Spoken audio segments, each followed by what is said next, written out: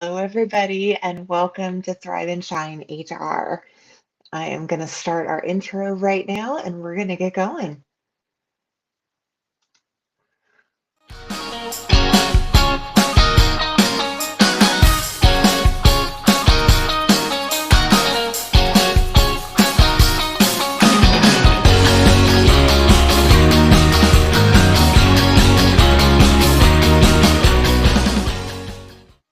Welcome to Thrive and Shine HR, a podcast and video series dedicated to helping us overcome the limiting beliefs, self-doubt, and imposter syndrome that so many of us HR professionals face.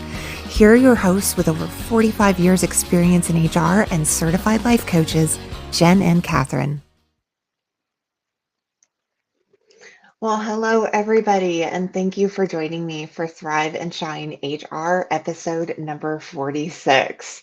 Super excited about this episode today. I am going solo on the Thrive and Shine HR podcast for my first time. Well, actually, my second time. If you've been around the podcast for quite some time, you will know that episode number 3, which is, I think it was about owning your story. I can't remember exactly what it was, but Kathy was on vacation at that time, and we were hoping that she was going to be able to join in the in our episode. And unfortunately, she was in transit and travel at that time and was not able to join us for the episode. And so it was just me. But here we are again now in January of 2025 as we hit episode number 46. And this episode is going to be our every third Sunday of the month when we go live. And then every third episode of each month is going to be an interview. And the interviews are always going to be with a individual who is an expert in the area that we have as our identified theme for the month. And for us, the theme for January is mental health. And we could not have picked a better guest than we did for today's episode. I cannot wait. Christina King is someone that Kathy, our co-host, knows quite well. They go skiing when there's snow. They are definitely avid outdoor adventurers all throughout the year. And Christina is also someone who is a powerhouse in the mental health field. She is a clinical psychologist and has had a private practice for quite some time. She started a nonprofit, which we will talk about in the episode today. And she has done so much for both individuals and for organizations when it comes to mental health in our workplaces and for ourselves. So, without further ado, I would love to get our interview started. And then at the end, I will pop back on for a couple of additional thoughts and things that might have come up for me during the episode. And then we'll wrap up this episode. So, let's get it going. So, let me come down here and get it started. Take a second to load. Give it 1 second here.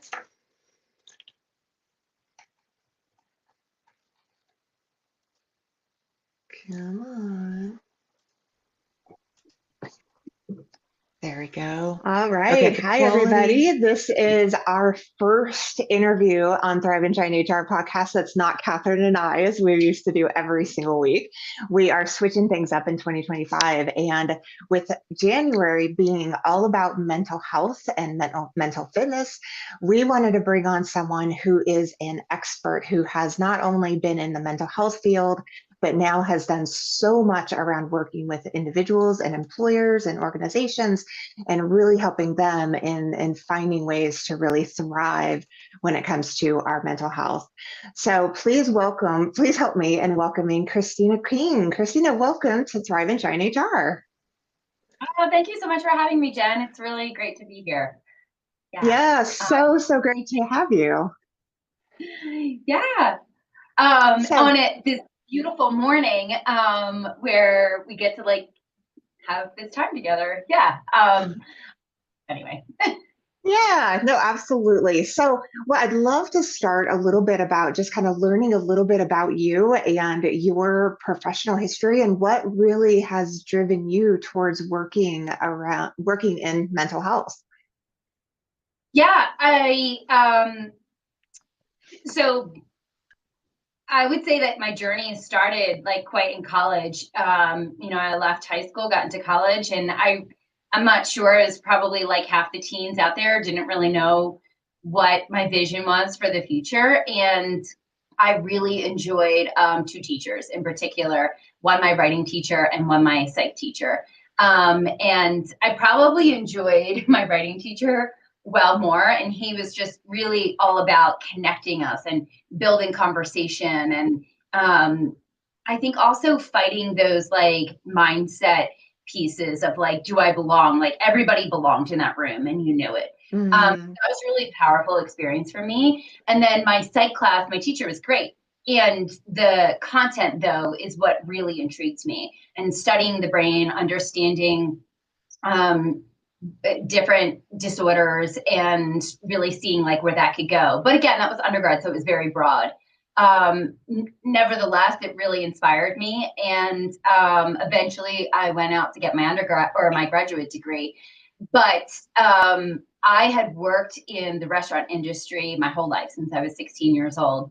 And kind of like, what better a way to kind of build the skills in therapy than to be in the service industry, right? So I have been doing that since 16. And when I left my undergrads, the money that I would make in the psychology field was well below what I was making in the restaurant. So Oh, I wow. stay in the restaurant world.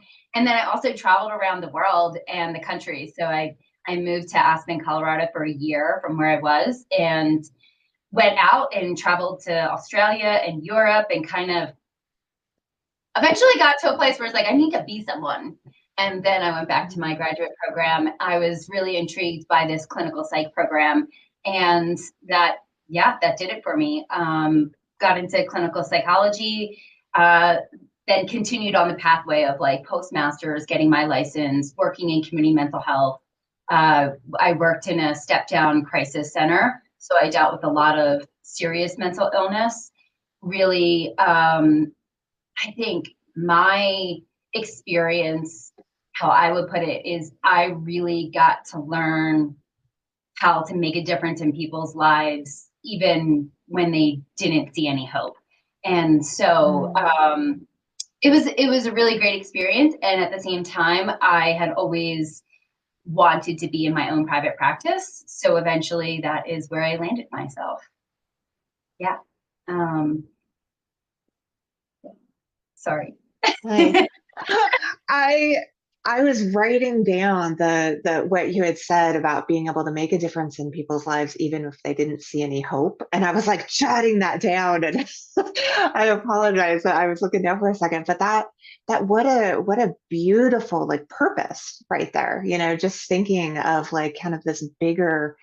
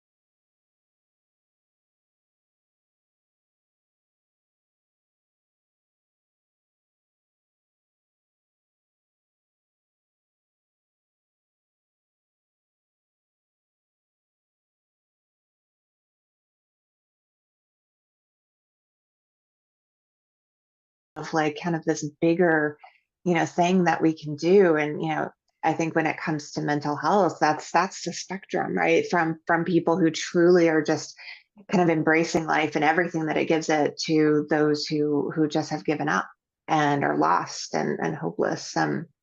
Wow. I mean, that's incredible. Thank you for sharing that.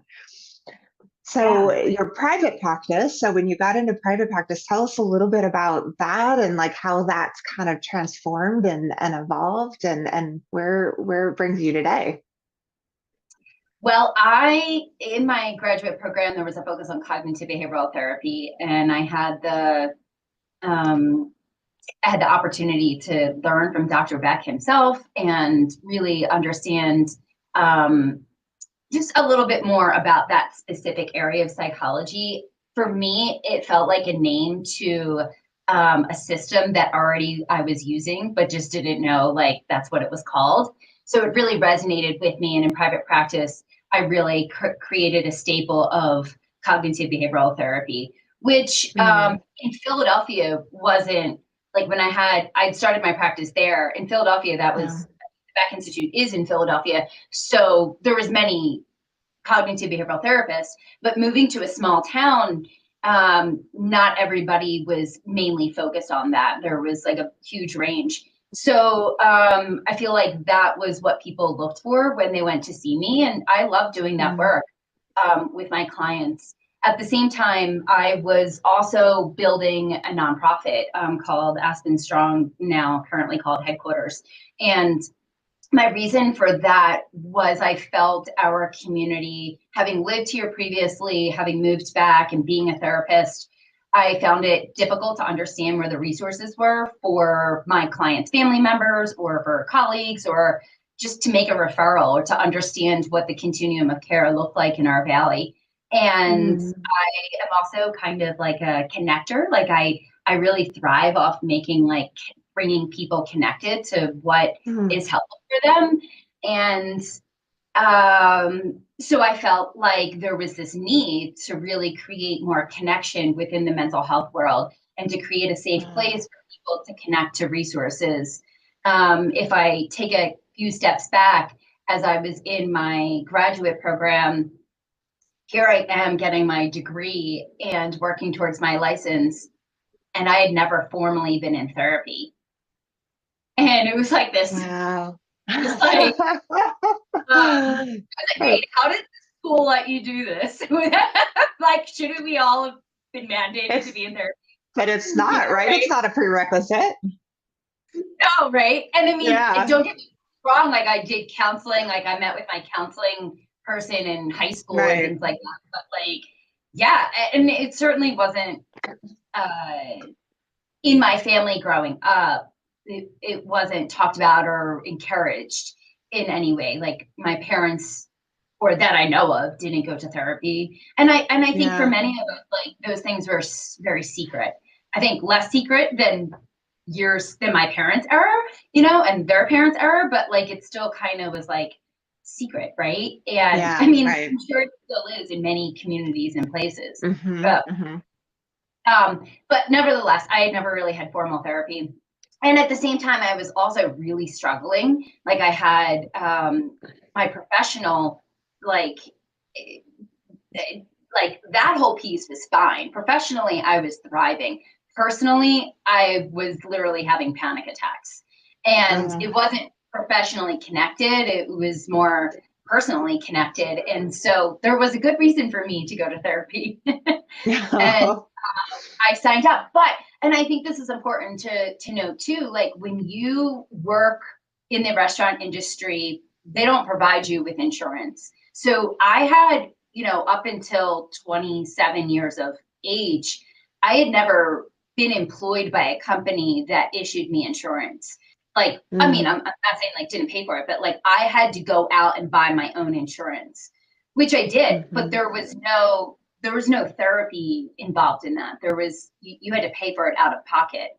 And so one, the idea is not there. No one, it's not inspired. It's not like part of my benefits package, right? Like there's just no talk about it. And there's certainly no talk about it in the restaurant world. Like in the restaurant world, you're your client's therapist, right? Like, Yeah. and so I decided to get therapy and my psychologist at the time was really great, fitting for me, and followed me out to Colorado, and I continued to work with him virtually for a little bit. But I'm trying to retrain my thought and figure out where I got back to. I got off track. I'm so sorry. You're so And I'm good. so awkward today. I'm just like, and I apologize for that. You're gonna have to edit this out. Don't worry, you're doing great. But yeah, anyway, so I go back and I get therapy for the first time. But that's where it was, is like I didn't know how to look for a therapist.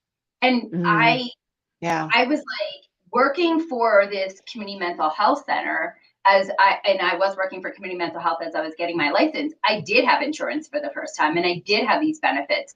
So I went onto the insurance page and I spit out, what are all the options? It was like 20 pages. And I'm just like, what do you, flipping through, like, what do you do with this? There is no Yeah, face, there's a name, there's an address, and there's maybe like a little blurb, maybe. Like they're yeah. saying like what insurance, like what your copay is, but there's like no real information. So I just started Googling people. Like, I don't know what normal people do, but I just started Googling people. Like I had a Googleable list and I had a non-Googleable list. I And did the same thing. yeah. And so, right. So then everybody who's on the list that you can Google, they're booked. They're booked. You can't. Yeah. So, just when you finally feel like you connected with someone virtually, like through this web page, they're they're not available, right? So then I had to go to the non-Googleable site and start kind of looking like location, who seems like fitting. So I have to say it was a really scary process for me. And the first person I met with, I think she looked at me and was like, "Well, you're functional, so you're fine." Oh, And yeah. started, and I think normalizing things for people is really helpful. I'm a therapist now. I can see where that's beneficial. And yet to the point that she's not recognizing some serious issues that are underlying, I could see like that was problematic for me. She also would Mhm. like have her secretary would call her at the 40-minute marker. She'd pick up and she'd be like, "Okay, almost finished." And she'd be like, "We only Oh, have 5 minutes left." And I was like, "What?"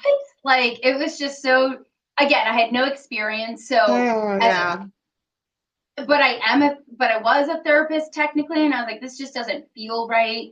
And anyway, I moved on from there, but it took some time. And I get to, fast forward to being in Aspen, trying to figure out where I make referrals, and also realizing like we have a mental health crisis in our community and suicide Mhm. rates are above normal. And so I'm thinking, well, it probably has a lot to do with the fact that one, we have no idea where these providers are, and two, we don't know who they are. So who's going to pick up the phone? Mhm. Because I'm a Mhm. therapist, and it was really brave for me to do that.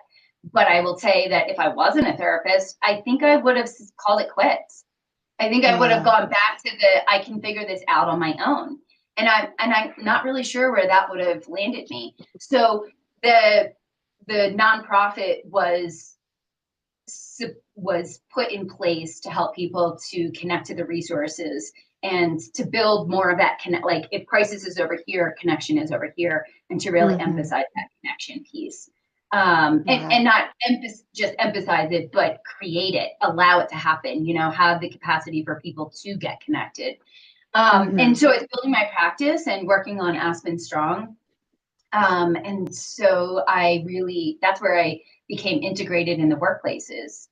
Because at the time for me, I thought, oh, listen, if I can help businesses in my community to create, like how did I put it? Like to really build up the structure of mental health within the organization, to see that like, many of our businesses here, they have an EAP, which is really great, but they're all giving out like a ski pass, you know what I mean? Or a bus pass, which is great. And that's really helpful. But I thought like, how can we incorporate their companies in having more awareness and more awareness around mental fitness and mental health? And that if we Mhm. can do that for all these companies, then we can really make a difference in our community because it comes from the business. It gets to the employee brings it home. They bring it home to their partner. They bring it home to their family. And I thought there was a real way to make a connection there. So, Mm. yeah. What an amazing idea. Like what a phenomenal brainchild that was to come up with putting a nonprofit like that together. I just want to just say that to you. I mean, that's just wild and yet, like so brilliant. So in terms of, kind of getting that help and support within the nonprofit, how have you found that that's really kind of inspired you in your continued journey, and how you've kind of grown from this experience of starting that?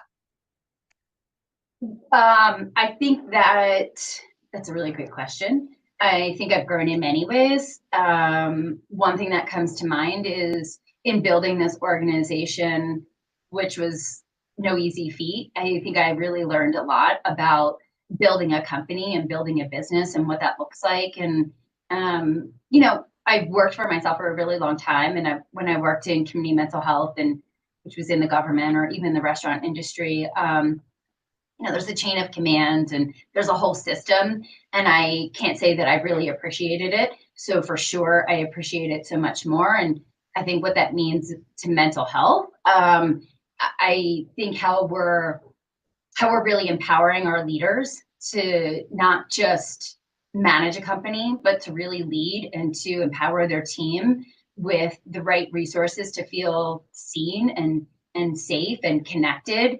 And I also know that when an employee feels seen and connected and heard, they thrive. They're able to be Hmm. creative. They really grow. Absolutely.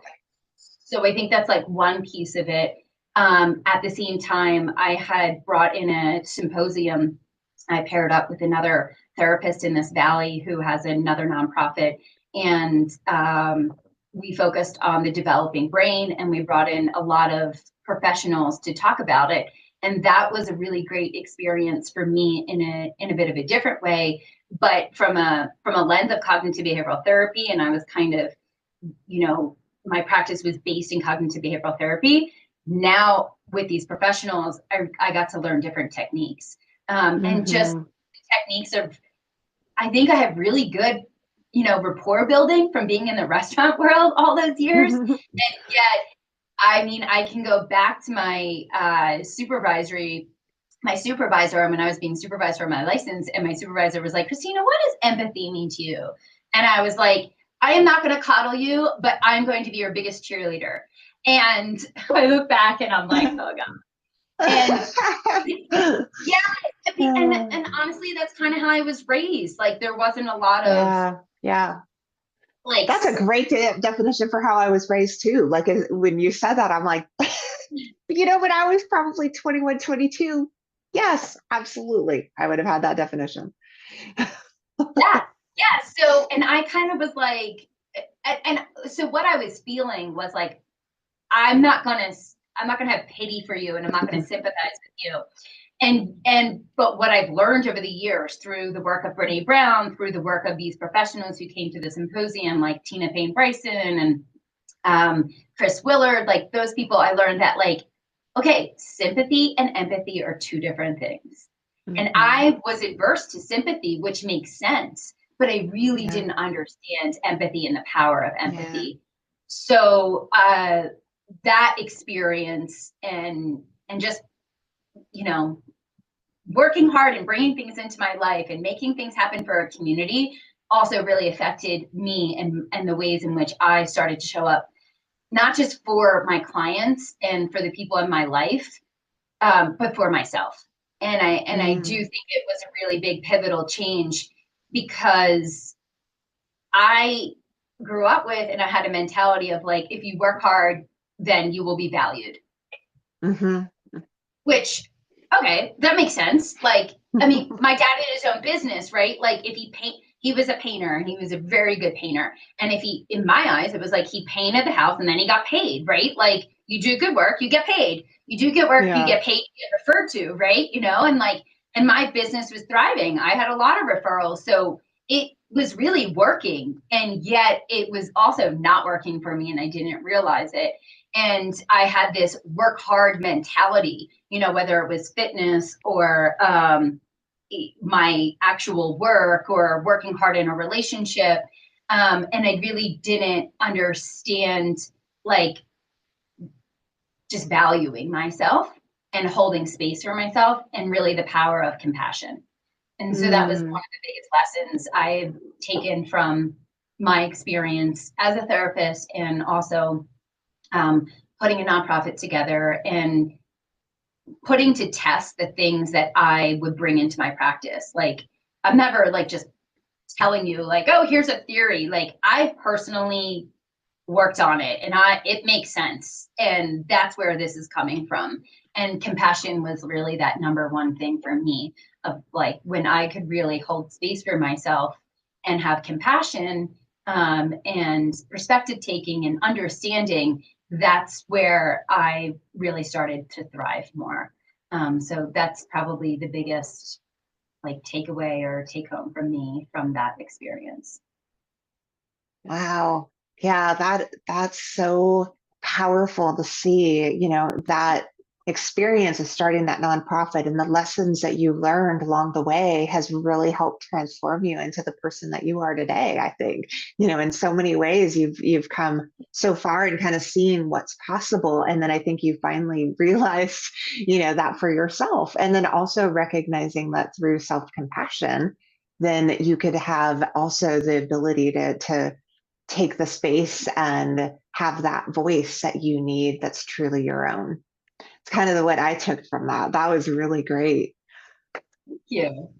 Yeah, I think Yeah. self-compassion is powerful. Like, and I don't know about you and how that fits into your life, but I also Hmm. don't think like people really understand self-compassion. And I think No, that's like, yeah. that's where I'll talk to people about that in my practice, or even if I'm doing a training. And the what people often I don't know what people often think of. And I'd be curious to know like what you think of, when you think of self-compassion. But what I see people doing is they do put on that cheerleader kind of voice, and they get like real, they like try to pump themselves up. And I'm like, Hmm. okay, that's potentially positive toxic positivity, right? But like, and Like I like call warning, it the warning. cheerleader. Yeah, exactly. Like, I call it the cheerleader effect. That's Yeah. not compassion. Like, compassion is not, being overly positive. It's putting things into perspective. And so Yeah. I think like, yeah, anyway, Yeah. that's been a big theme that comes through in my office a lot. Wow. Yeah, it's interesting that you mentioned that about self-compassion. I just recently finished the book Self-Compassion by Dr. Kristen Neff, and I've read it twice now because it's so amazing. And yeah, it's really been so huge for me to understand the power of, the process of accepting oneself, the process of learning to really, love oneself, and that is really then the process of self-compassion. And so yeah, it's been, the last few years for me have just been wild. And so, Kathy and I on the podcast many times have kind of just talked about, as we've really learned some of these skills and put them to practice, right? Like repeatedly, then it's just really shifted so much within ourselves, which then is almost like a light bulb getting turned on in terms of how then we show up with those that we help serve and, those that we love. So Yeah. it's, yeah, we could go on and on. And I'm like, okay, what a great conversation this has been so far. Geez, lot of quotable moments I think we're getting out of this. So I think let's kind of talk about some of the self-imposed mindset stuff that you've had to work through all of this that you've, come so far over the past, 10, 15 years. What do you feel are some of those self-imposed things that you really have to work on intentionally often in terms of your mindset? Yeah, I think what I think rings true for all people, most people, is like my sense of belonging. And I think Mm, that the idea that the only one who gets to decide whether I belong is myself is a constant practice. And I Yeah. definitely did Wow. not believe, like I was more focused on fitting in than belonging throughout Hmm. parts of my life. And I've certainly shifted that. Although once again, yes, it's a constant reminder of like, okay, yeah, I get to decide. And if I decide whether I want to belong or I do belong, do I actually want to be here? And Yeah. that's like another epiphany that came to be of like, well, yeah, I do belong here. And you know what? You guys aren't really nice, and I don't want to be here. You know what I mean? Like, I'm Yeah. not saying that's true for Ooh. everybody. Like, when you figure Yeah. that out, you're like, oh, why am I trying to fit into a group or people that like aren't it's not easy to feel included, right? So, Yeah. anyway, that's been powerful. I think the other one that I have that resonates from childhood, and I don't believe it's accurate, but it's a story I told myself, is that people don't understand me. That Mm, hmm. whatever comes out of my mouth isn't able to be understood or isn't clear. I don't articulate myself well. And yet there's a lot of evidence in my past, especially in my professional educational career, where I've had feedback of you're very articulate. Like those are the words, that's the feedback. You're very articulate. And yet counterintuitive to this belief that people don't understand me, which I know exactly where it comes from. And yet that's still something I kind of have to um, check every once in a while, because what happens is when I don't believe I'm understood, then I go to this place of um, trying to prove myself or Yeah. push, Yeah. push, Yep. push. And it's like Yep. so automatic, like I don't even know it's happening. Hmm. And I mean, I definitely did that as an executive director, board member, like running an organization, thinking like, well, they're not understanding what I'm saying, so I have to repeat it again. And Yeah. and I realized in hindsight that like maybe they did understand me, but the overcompensating behavior didn't help, right? And Yeah. so that's something for me to like continuously put in put in play. And I think I think I'm way more grounded in that in my professional world now. And yet, our personal lives often, they'll trigger us every once in a while, so it definitely comes up. But I think what's also powerful about recognizing these mindsets and where I struggle is like they're my greatest connections to my clients. And Mm, hmm.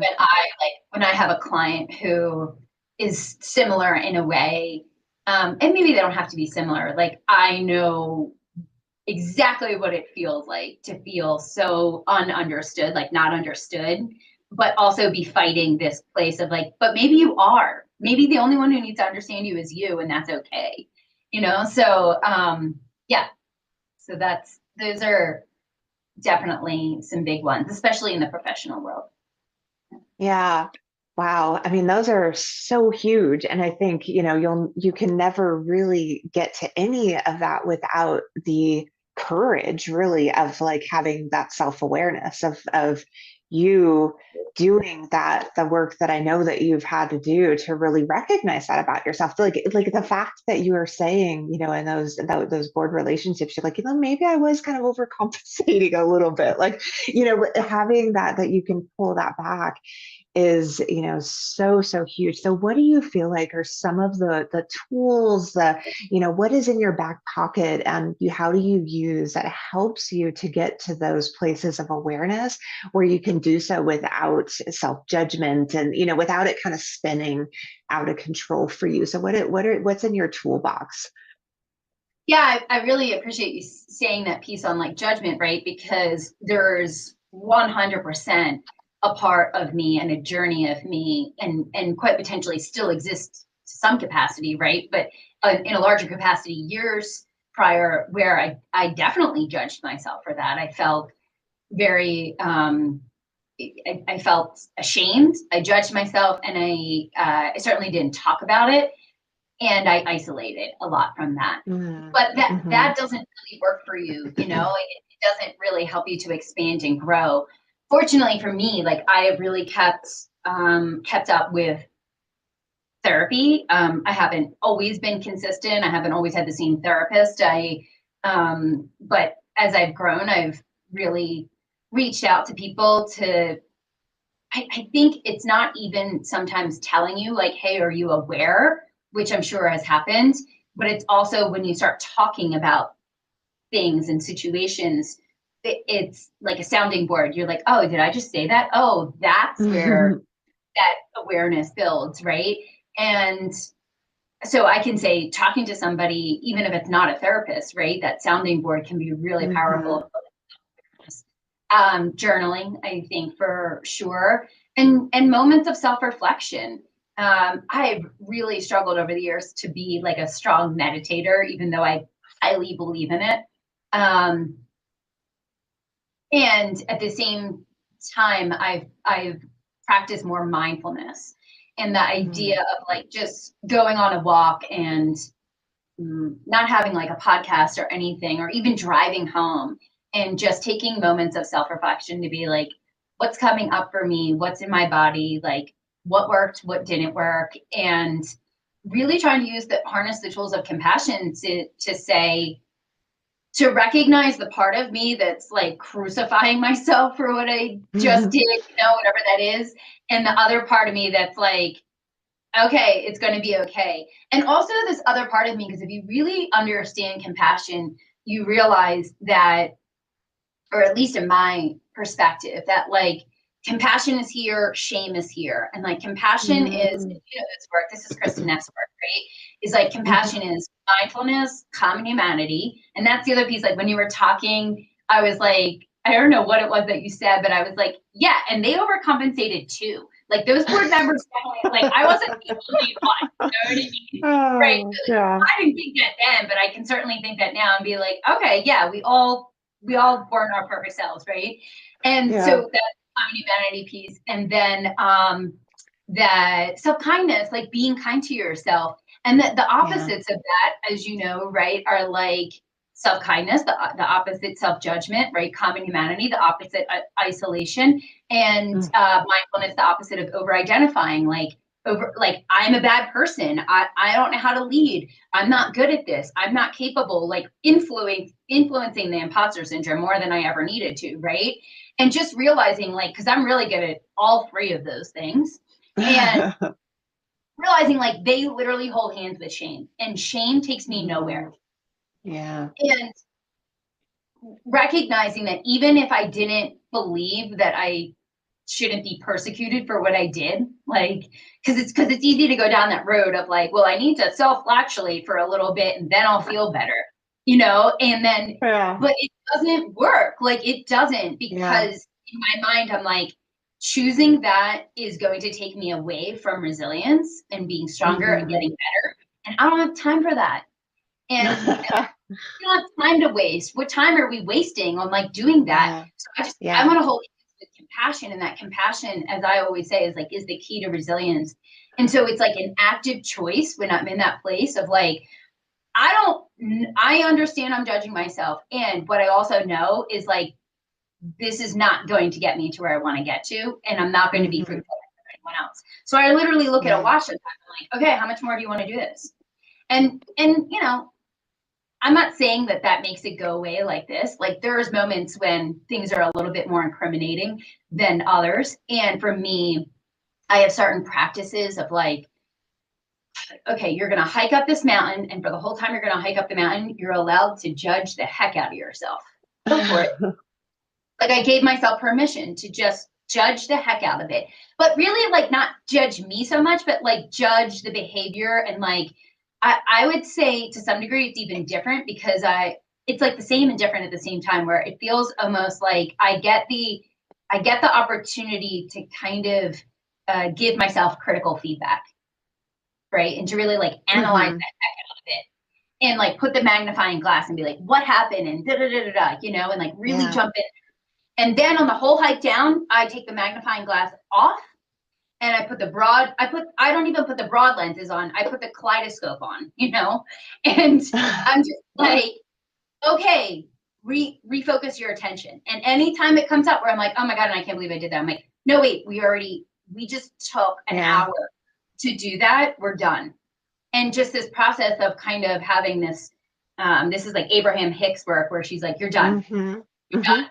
Yeah. You're done. She says like 1,000 times, you're done. And like, it's just like, okay, you're done. And then you just give yourself permission to like forgive yourself and move on. Yeah. Yeah. It, So it's not a beautiful. perfect process, but it has worked for me, to kind Yeah. of get, but yeah, so that's my tool. That's definitely my tool.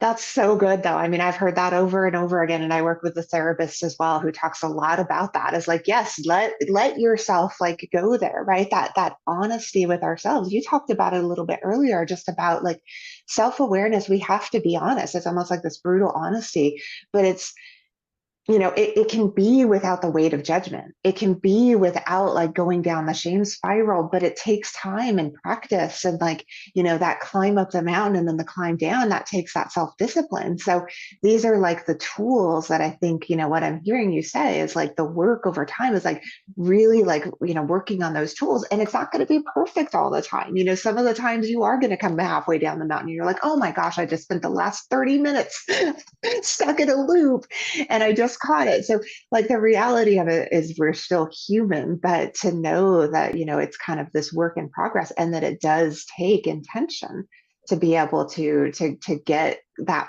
progress that looks like that continue to work on. That's Yeah. fantastic. Yeah, absolutely. I think more and more like I love that practice, and I harness it all the time. And yet I'm also trying to build like journaling into that. Like I've always been a good journaler in certain waves of my life, but never like consistent. And the idea of just kind of writing out like what Brene Brown says is like your shitty first draft, like just writing, writing, and allowing it to Yeah. be just what it is, and finding some peace and solitude in that. And then I'll go back and I'll read it and I'll be like, wow, that's an story.